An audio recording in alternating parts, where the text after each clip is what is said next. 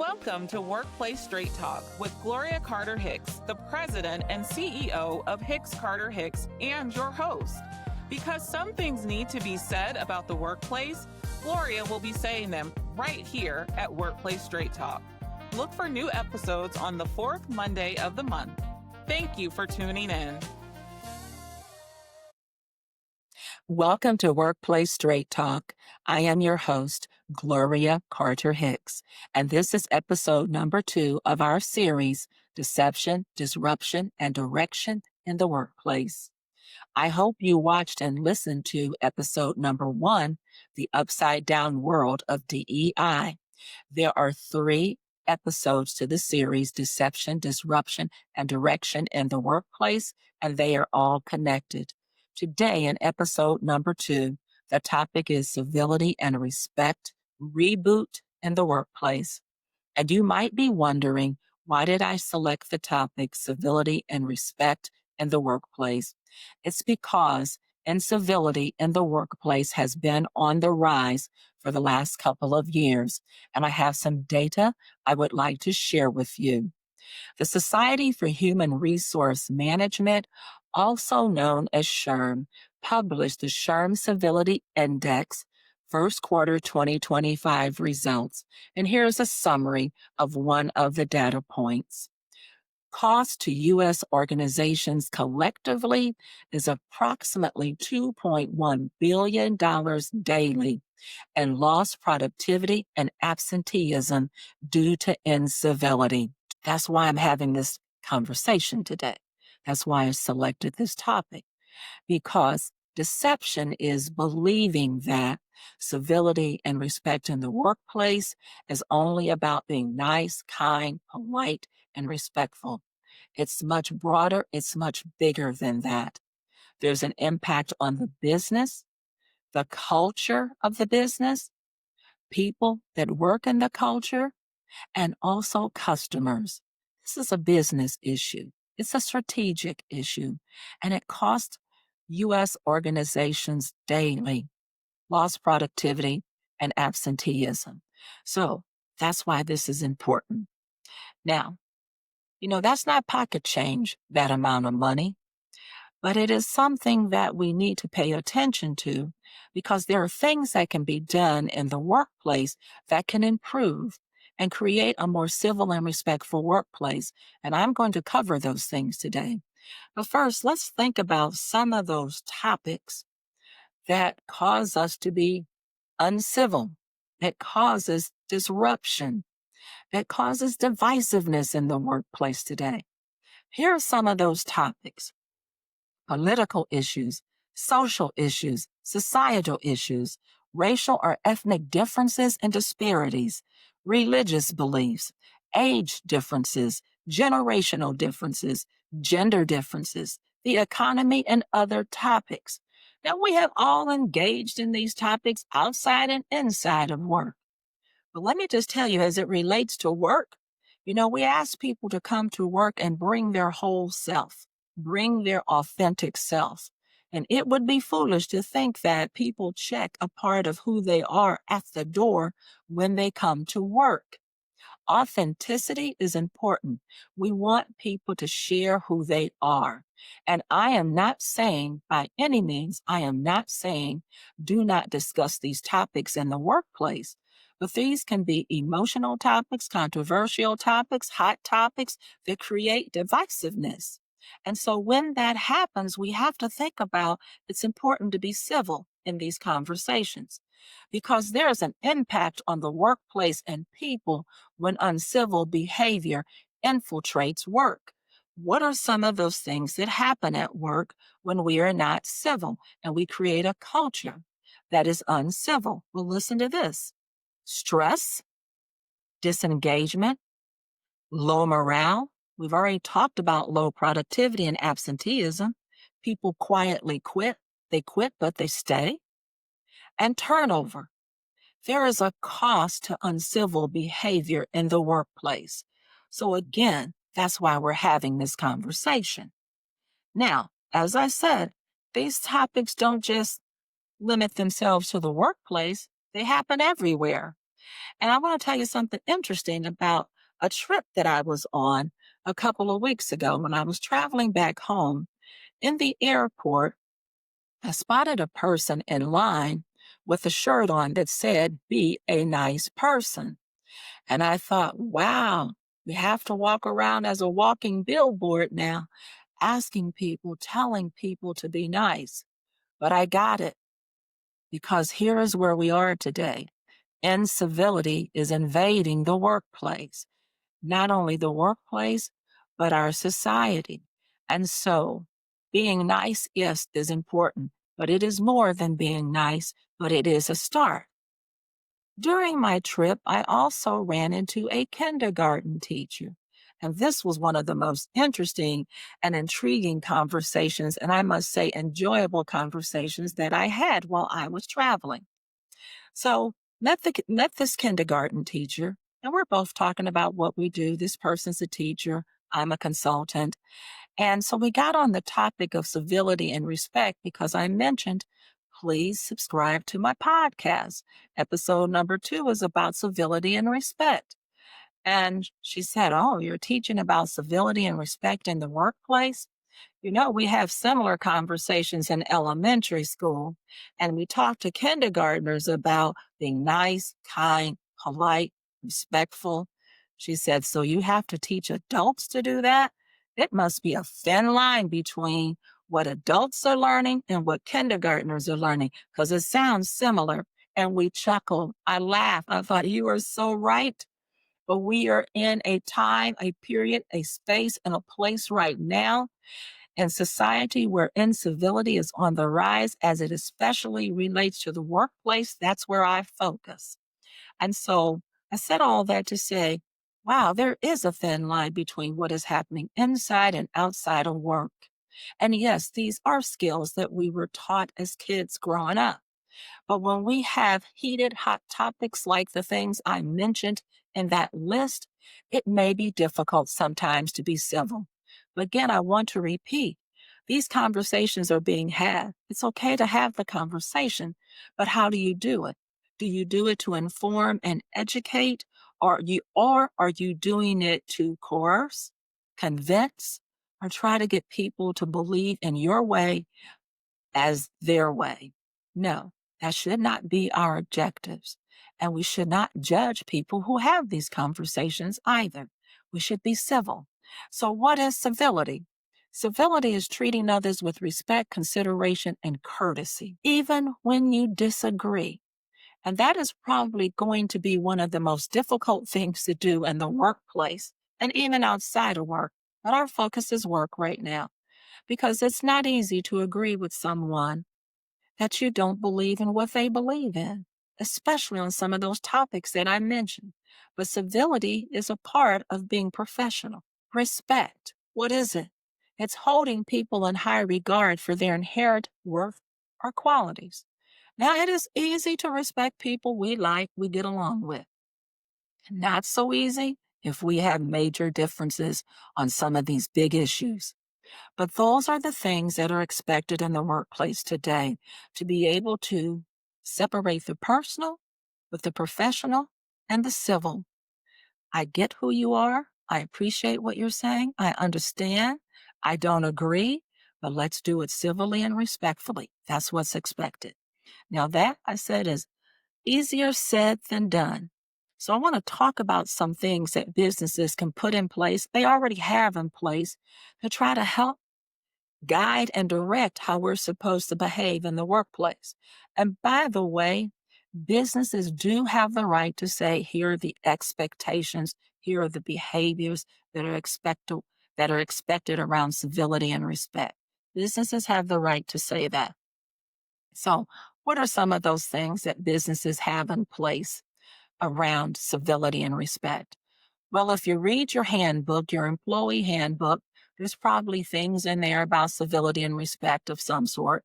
There's probably things in there about no bullying, do not create a hostile environment, do not discriminate. There's other things in there about behaviors and expectations that businesses have. There's a code of conduct. How do we expect people to act in and out of work when they're representing work or otherwise? code of conduct, something that businesses have in place. But I got to tell you what I think is really important for businesses to have in place, and they do. That's their core values.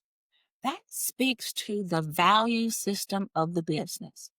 Now, that might not always align with you as an employee, and we're not asking people to change who they are or what they believe in, but we're asking people when they're at work to value things like dignity and respect, inclusion, collaboration, teamwork, trust, integrity, ethics. Those are some of our values.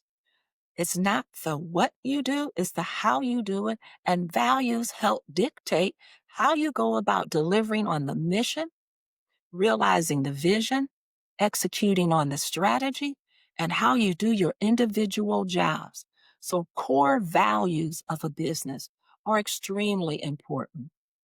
And let's talk about something that we call in our training the core ingredients of a respectful workplace. These are things that set the tone for the culture.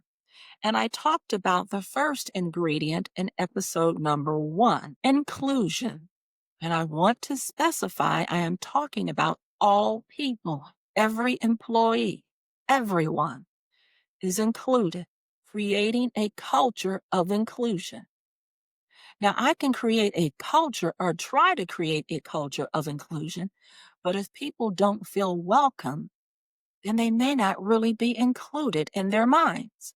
For example, you can be hired and be a part of the team, but if I don't talk to you, if I don't respect you, if I don't acknowledge you, are you going to feel welcome? Probably not. So, inclusion is creating the culture. Welcome is the activity that goes along with that. So, when we welcome someone, we respect them. We talk to them. We engage with them. We acknowledge them. We ask for their opinions and ideas about work and otherwise. We make them feel welcome. Who are you? It's important. Remember what I said in episode number 1. Get beneath the surface. That's important to find out who people are, and they'll share as much as they want to. So we want people to feel welcome. The other part of that is being civil. Now, some teams have things like ground rules, meeting norms, team norms. They're written. Maybe they're not written. Just depends. It could just be understood, unwritten rules. They were going to be nice, kind, respectful, polite, agree to disagree. We're going to be able to share our opinions in a professional manner. We're going to know when it's time to back off and not try to lobby for who we are or what we believe in, or even a decision that needs to be made. Some of those team rules and norms are about how we operate personally and how we also go about doing our work. So, being civil is really what we're talking about. Civil behaviors being outlined. What's next? The next ingredient, number 4, value. People feeling valued. That gets back to like, do I feel welcome? Am I treated in a manner that is welcoming? And also, if you do I feel valued? Not just valued because of my knowledge, talent, skills, my intellect, but valued because of the person I am, the whole authentic person that I bring to work. And number 5 is dignity. So if I have an inclusive work environment culture and I feel welcomed and the behaviors are civil and I'm valued for who I am and what I can contribute, that's dignity. Then I have a feeling of worthiness and dignity. Those are the 5 ingredients to a respectful workplace. Now, it does not just stop there. I want to take a minute to talk about everybody's responsibility for creating a civil and respectful workplace. Because, see, the 5 ingredients of a workplace that's respectful, that's creating the culture. But there are things that every individual in the organization has to do to maintain that culture.